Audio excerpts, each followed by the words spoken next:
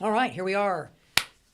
BSAD 111, week 5. We've got our second interview with Mike McDonald. He's here with us from Gallup Incorporated, and Mike's a good friend of mine. We just finished our session with the in-person lecture course, and I was sharing with everybody that Mike was kind of my conduit into Gallup and gave me the opportunity to kind of investigate Gallup as an employment opportunity, and we have been good friends ever since then. And you've heard me talk about the Q12 and the 12 items that predict engagement. You've actually been asking people some of those items. They're a part of the Gallup Purdue Index, so you're familiar with them there. But one of those items is, do you have a best friend at work? And Mike here has, for many years, been my best friend at work. And so when I think about answering that item for a bunch of years, I would see a picture of Mike. So I am so excited to have you with us here to Mike. And Mike, I think this is going to be really fun. Mike's 5 themes are ideation, input, learner, achiever, and focus. That's his top 5. And so from that, you guys can already gather, because we've talked about it before, right? We've talked about it. We've thought about the themes in terms of the domains of leadership. And so Mike has 3 of his themes in the strategic thinking domain. And I think it'll become pretty evident of how those themes kind of emerge and how they have kind of guided him and led him into the work that he's doing now and the engagement that he experiences as a result of that. But he also has these 2 power themes that he uses to get things done, and probably has a little bit to do with the fact that Mike is actually Dr. McDonald. He's got his PhD and earned that a few years back while working full-time at Gallup. And when we say working full-time at Gallup, that goes way beyond 40 hours a week. So this guy can get a lot done and think about a lot at the same time. And if we put it all together, that's probably a quick way to say it.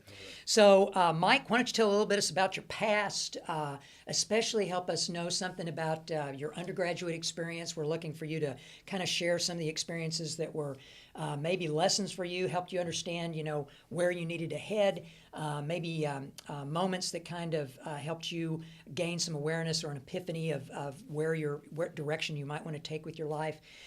We didn't have StrengthsFinder back when we were in college, so that isn't something that you had to work with, but you did have the opportunity to kind of see those natural behavior, those innate talents that you had emerging in different opportunities that you had on campus. So we want you to talk about that, and then as well, kind of in the midst of that, if you can kind of share a success that you had in your undergrad that began to help you think about where you might go with that. Yeah, you bet. Thanks, Mark. Yeah, so my undergrad career started off with a pursuit of a degree in broadcast journalism. And so I had this, I think even back then, as I look back at my strengths and think about how I'm wired, there was an attraction to talent. So I really envisioned myself working for ESPN, and I would be doing these great in-depth interviews with these world-class athletes, and trying to understand what was it that made them world-class. How did they think? How did they operate? What was their behavior? Just what was that life even like to even just try to understand it? And then I was going to reveal this big story to the rest of the world, and everybody would think it was great. By the way, we do, because this is the online course, we have a number of athletes. Oh, okay. And I wanted to mention, a shout out to my friend Deshaun, who came up to me at Target, and he'd seen me in these silly videos, so he came up and introduced himself, and I was so appreciative of that. I'd love to have my online folks, interrupt my day if you want to say hi. But so we have a number of varsity athletes awesome. that are participating in the online course, so they're going to relate to your experience around seeing the talent. I was wanting to talk to them. But as I got into my degrees and we got real practical hands-on experience, putting together a newscast, from start to finish, and fulfilling roles of producer, director, on-air talent, writing a story, all these kinds of things. Increasingly, as my academic career and my undergrad unfolded, I would find myself more and more behind the camera and less in front of it, which actually I liked. It was really good. I loved air traffic control, recognizing the talent of the people who were really brilliant in front of the camera, positioning them with a great idea and a great story, making sure that we hit the deadline, that everybody was on point, and then we just delivered a great product through all our collaboration as a team. So anyway, started off as a broadcaster, but probably in the process found myself as a leader of teams, I guess, is probably the safest way to say that. Great. Now, my strengths, I guess, did you want me to speak to strengths? Yeah, excellent. Do that. So I saw the strengths kind of really unfold. Now looking back on them again, we didn't have StrengthsFinder then, but the ideation piece, being able to tell a story in a novel and creative way. You can say a lot of the same things in the same ways, but nobody's ever going to watch it and they'll wonder why you're even bothering them in the first place. But there's facets of every human being or what they do and what their life is like behind them that I think is quite interesting, and I think sometimes it just takes a little bit of a different viewpoint going into it to reveal that, to just turn them a little bit to a degree where people are like, wow, you weren't interesting before, but you're fascinating now. What is that? What happened there? Yeah. And then obviously the focus, the achiever part, there's just a lot of raw horsepower that was developed out of that, where it's like, okay, folks, there is chaos right now, and there can be, but here's the center of it all. Let's just if we really tether ourselves to this, we can go off, but we're always in a safe place where we can come back and we're going to productively get these things done. And in input, collecting information, I was always in tune with like, okay, what's happening right now that's relevant, that could be a story. I've got information. Putting it in the disposal of one of our reporters to go out and actually then follow up on it, find out what's going on with that. Okay. So I know we're gonna revisit this in some other ways, but quickly kind of connect us to what you do in your role. So you're alluding to some of those things that we know that you do every day now, and you do to excellence, and it's one of those things where you found a great fit in the role that you're in. So kind of transition some of those early inclinations that you had, the talent that you possess, and then how that translates into a lot of what your day is involved with now. Sure. So my day right now consists of literally, we have this tagline, and we use it throughout all of Gallup, but it's engagement every day. Okay, so we measure employee engagement. We are constantly examining, literally on a daily basis, what is our culture like and how well is it supporting the people who work within it, so that they can, as a result, produce great outcomes. And it literally is engagement every day. There really shouldn't be any other way to approach it. So when we think about intensity, accountability, pace, progress, all the things that are right about that effort and what it should do for people, we are intentionally, and I think that's a key word, I don't think letting nature take its course is a good way to drive engagement. We are intentionally every day thinking about what's happening around strengths or mission or clients or engagement or well-being or something that builds or that explains what our culture is like, and that at least one of those things at the individual or the corporate level is being intentionally offered or put on display or invited or what have you for people to connect to that thing. So it might be a hey, here's a 5-minute break for you today. Talk about your favorite top 5 strength and how it's led to one of the most primary successes you had in the last year, and share that with a partner. Tell your manager your answers and have a great day. Or maybe it's bringing a client in and talk to us about, hey, how does the work we do create an emotional connection that causes that person to be willing to spend more or refer customers, but they couldn't do that themselves. They have to have Gallup ask that on their behalf. And how do we make that emotional connection on the behalf of a client that we represent to their customers in a way they couldn't duplicate? So anyway, it's constantly translating, quite frankly, human emotion as a commodity, both for how it explains what success looks like internally, but then how we connect and create that emotional encounter for a client that we're representing on behalf of a customer or to a customer. Okay, so help us get a picture, Mike, of so you. I know in a broad sense you manage a bunch of people. You manage a lot of people in these call centers. So Mike is responsible a lot for the for us doing our outbound interviewing, which is basically folks getting on phones, connecting with people, convincing somebody to do a survey, which is not an easy gig anymore, with the ability to disregard calls that are coming in. So that ability to convince and then actually completing a survey. And so that happens every day at Gallup offices, and Mike drives a lot of making that happen. But so, how many people do you directly manage, and then in a broader sense, what's that look like? That's a good question. So directly manage is really not that many. So we have 4 recruiters, and then we have 6 what we call engagement managers. Okay, so I love the combination of being able to directly influence those pockets, because we're literally, as we've designed it, is that very first touch point for somebody who's even considering working for us. Already we're speaking the language of engagement to them. We're putting that thumbprint of like, here's what this is going to look like. Are you feeling the buzz already, even as we're having this preliminary conversation, all the way up to, hey, you're here now, you're hired, and guess what? Your career extends forever. There is no beach that you will land on, and it's every mile is going to be fascinating, exciting along the way.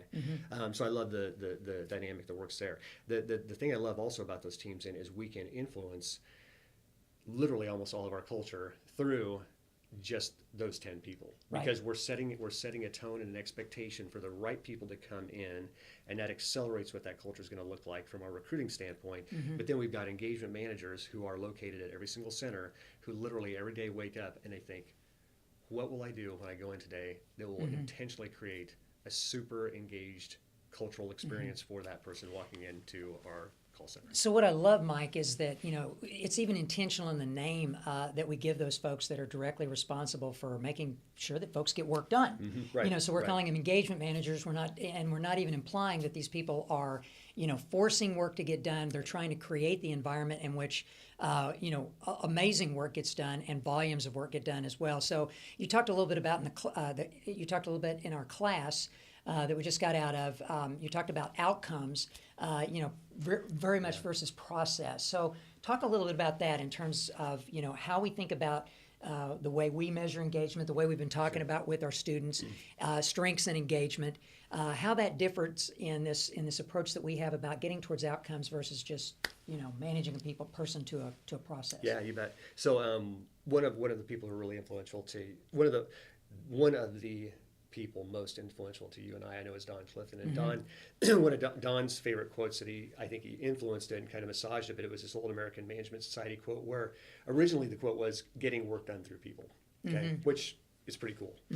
Then it was amended to say getting people done through work, and then it gets really hazy as far as who actually combined the two, but the combined quote that we reference a lot of times is getting work done through people, but then getting the people done through the work. So there's this tandem of measurable performance outcomes that don't come at the expense of the development and the strengths recognition of who that person is and can become. And so the two, we have to make sure that they are in sync all the way along the line, because once one starts to happen at the expense of the other, you're working on three wheels instead of all four, and the ride gets a little bit wobbly, and eventually you go off course, and something's going to suffer as a result. And I would put the caveat out there: we have learned that lesson in some hard ways, and but then fortunately not so hard ways too. So just to kind of revisit this, make sure we get this point nailed, because, what we're talking about is something that's probably pretty counterintuitive to even most workplaces today. As long as we've had this science, which we've been thinking about engagement and then telling other organizations and engaging them around the process of trying to measure engagement within the organization for 35? Oh, yeah. So 25, Right, 35 years. And yet, a lot of folks would come back to us and say, hey, wait a second. We don't care about whether or not they're engaged. We don't care about whether or not they're happy at work. All we care about is getting the work done. How would you respond to that, Mike? Well, then they better take a good team picture, because there won't be anybody left in it. And I would say the lifespan of that organization, you can just set your watch right now and just see the seconds tick away before they will cease to exist. We talk a lot about sustainability. I'll loosely reference the Gallup path. It's a business model that we point to that kind of helps make sense out of the order that somebody should really build a great organization. My favorite point on the path is sustainable growth, because if you are really, to your point, Mark, really, if you have your people aligned with performance, sustainable growth is really almost a byproduct of that. If you do not, then again, kiss it goodbye. You might have had a good ride, but it was a quick and a short one, and one that that had no lasting impact. People's memories aren't that powerful to ever go back and recollect what your company did or what it stood for. So I guess the main thing with that is just the fact that people talk about when they talk about like butts in seats or things like that.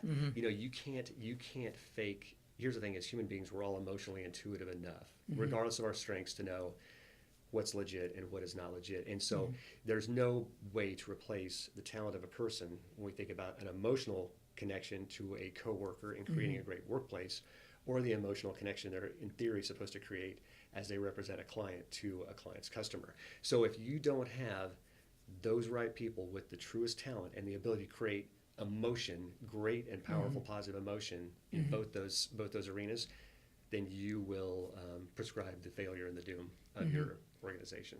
You know, you told a story. I want you to relate it to him because I think this it kind of nails what you just described. An organization that we worked with at one point in time that was really struggling. It was an engineering company, I believe, and really struggling with the level of engagement.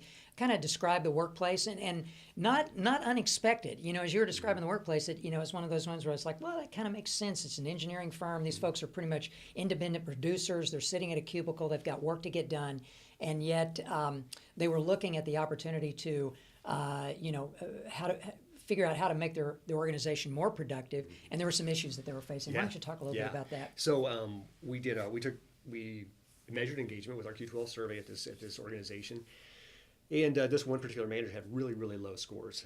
The environment that his team was working within wasn't particularly positive or productive, and so but to his credit, with the measurement, he was able to see with clarity what was going on, and it bothered him. There's a lot of managers, I'll give him credit, who would see that and they probably just be more mean to their people and ask them why they didn't get involved fives, and the next time they better. You know, that kind of might have been his approach. He actually recognized the opportunity he had at his disposal, and he particularly was bothered by this best friend at work question that's pretty notorious for how controversial it can be. But it's again, extraordinarily powerful. It's extraordinarily powerful. There's no faking it. So he was like, that was his thing. He was the rest of the team really wrapped themselves around other items and things, but that was one he was really going to zero in on. So it's just a fantastic story in terms of how organic and natural it is in terms of his solution. He said every day for the next 6 months, he'd stop at the local donut shop, he'd get 24 donuts, and he'd bring them into work. And in conjunction with that, he noticed that we really don't have a place to hang out. We all can functionally do our work in our cubicles and really never necessarily have to collaborate or relate or anything that would produce friendships or a culture or anything, certainly not impact that item. So he put a small round table out there, put the donuts out there, and then next thing you know, a couple people notice that there's some donuts out there. They come out of their cubicle, more people come out. Pretty soon it becomes a routine. Hey guys, it's 8:30, it's donut 30, let's all hook up. And then, but that produced a great transfer of ideas and collaboration, and pretty soon people were doing things with discretionary effort that they didn't have to do before. And I think that's I love that term, discretionary effort, when we think about our culture and what's supposed to happen there. It's if I ask you to raise your hand, you can raise your hand, and I say, can you raise it a little bit higher? And you're like, yeah, now I can do that. That's engagement. It's that extra, oh yeah, I've got more I can give. And it actually, a lot of times in the highest sense of engagement, it's not being asked to, can you give a little bit more? It's just like, I can't help but to have raised my hand all the way to where I've ripped my shirt in the armpit now at this point. You know? So anyway, but yeah, just a great simple story. He just bought the donuts. Their scores exploded. Best friend at work was amazing, and it transformed their team and their productivity and everything positive that they were trying to drive. I'm going to tap into something else. Mike is an expert on engagement. He obviously knows our science well because he's applying it every day, trying to figure out how to engage our outbound interviewers and all those folks that work in that office, that are in the midst of that work. You gave us a great illustration in lecture about the you used a rowboat illustration to talk about how the data that we've collected both nationwide and globally, but I think you were talking about the nationwide data in terms of any given day. We know that there's about 30% of folks that are actually engaged in their work. Right. And then why don't you go ahead and talk about that? Well, I think the metaphor really works when you think about what the terms engaged, not engaged, and actively disengaged are really referencing. Sometimes I think it's like, well, is it really that bad? So I think the metaphor really conveys that, it's really that bad. So when you think about the fact that you've got 10 people that you're working with, and if we just assume the national averages of engagement, we know and we know that 3 out of those 10 are actually engaged. So if we use this metaphor of us all being in a rowboat, we know that 3 of those people are actually rowing the boat really aggressively and actively in the right direction.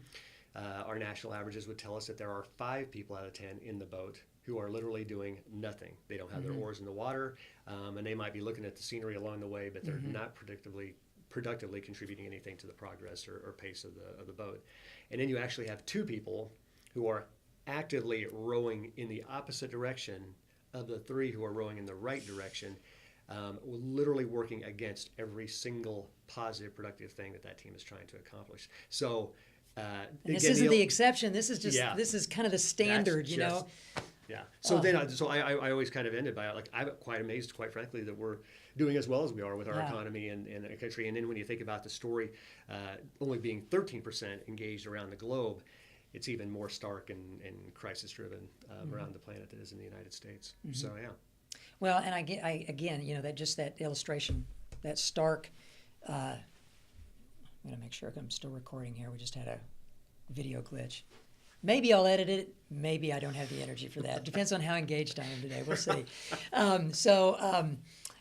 No, just that, you don't think about those actively disengaged people rowing against you, because we've talked about that. I've shared this information with our students about, what we can expect in terms of engaged, not engaged, and actively disengaged.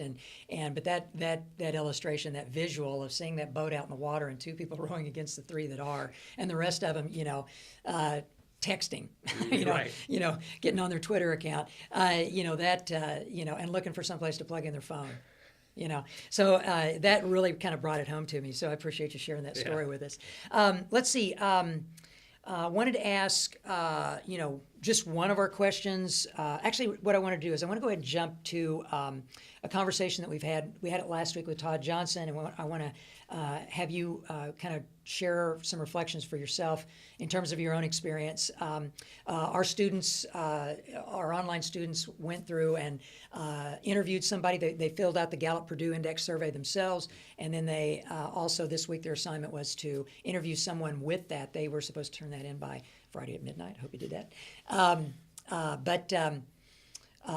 They were asking somebody. They were to find somebody that they knew loved what they did, loved their job, and then take them through the survey. And so they asked somebody that they know these questions that were specifically correlated to people that had graduated and were experiencing high levels of engagement in their work, and then as well pretty high levels of personal well-being.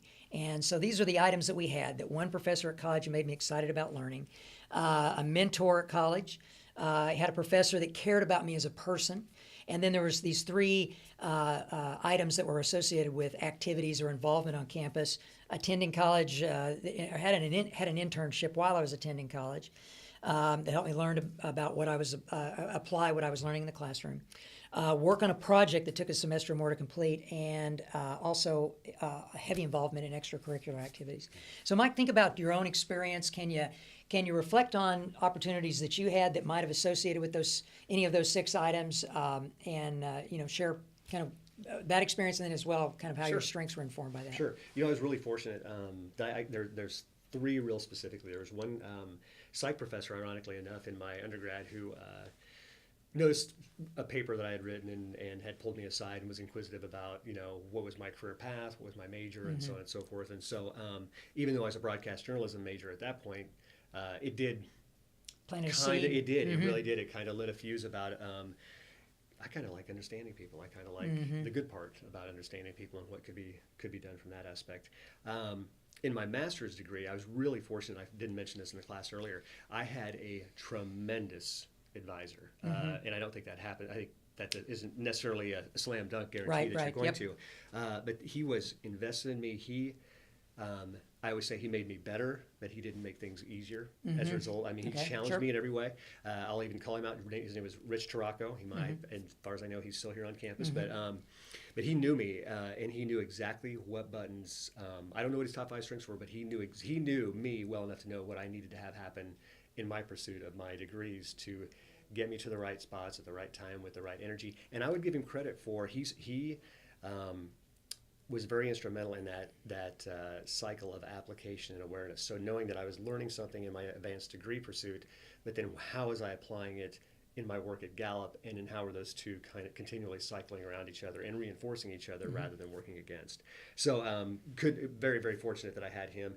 And then again, I think a variety of people have shared, who've been at Gallup for a while, have shared a meaningful Don Clifton moment where Don and I were at an event, and we were seated next to each other, and this was pre-Strengths Finder, but Don and I were having a conversation, and then at the end of it, he was like, I think you should go back to school. That sounds like something that you're keenly interested in.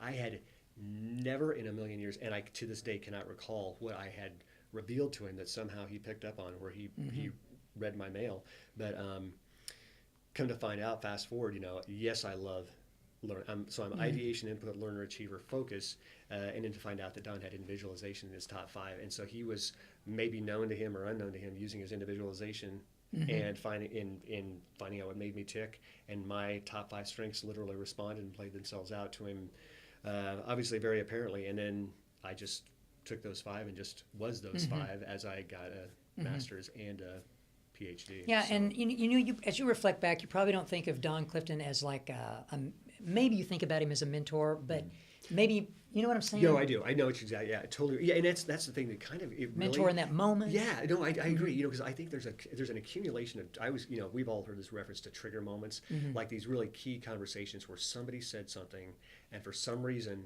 it was in tune with your strengths. They caught onto it, and it revealed to you a little bit of potential or a little bit of possibility or a little bit of self-awareness of who you are and could be in a way that I think sometimes we completely take for granted or underestimate.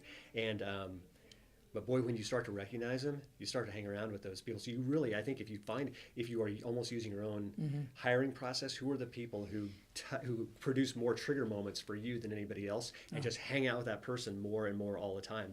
They're just doing what's natural to them, and all you're doing is hanging out with them, and the whole interaction would work perfectly in that regard. That's great. Trigger moments. That's something, walk away with that. If there's nothing else that you get out of our video here, try to take away that phrase and the thought behind it. I'd encourage you again to think about, even if your strengths coach is not something that you feel like is going to be some kind of long-term, commitment, or you would even desire to have that happen, try to get as much out of those interactions with that person, and start to think about, if this isn't the person for me, if the coach that I have is not something that, someone that I'd want to continue this relationship beyond this next coaching session. You got one more coaching session coming up. Start to formulate ideas about who the right people are that can create those trigger moments for you that Mike mentioned. I think that's a great takeaway from this time. So thanks again for listening, Mike. Thanks so much for coming in and being a part of the class today, and as well sharing your knowledge and your experience with our online students. And I hope you guys have a great week. Thanks so much.